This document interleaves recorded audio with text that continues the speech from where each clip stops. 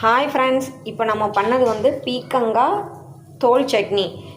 இது நான் வந்து செய்யும்போது பண்ணியிருக்கலாம். என்னால் ஒரே கையில் ஃபோனையும் இதையும் பண்ண முடியல ஃப்ரெண்ட்ஸ். அதனால தான் ஃபஸ்ட்டு என்ன பண்ணோன்னா எண்ணெய் ஊற்றிக்கணும் ஃப்ரெண்ட்ஸ்.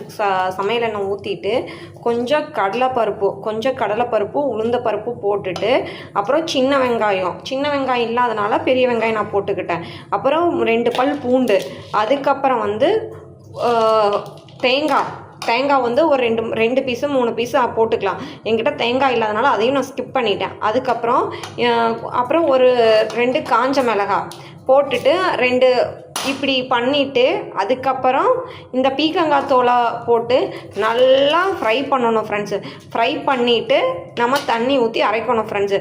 இப்போ இதை நம்ம மிக்சியில் போடுறதுக்கு கொஞ்சம் நேரம் ஆற வச்சுருக்கோம்.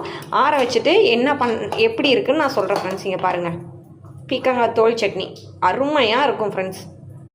இங்கே பாருங்கள் ஃப்ரெண்ட்ஸ், ஃபைனலாக பீக்கங்காய் தோல் சட்னி.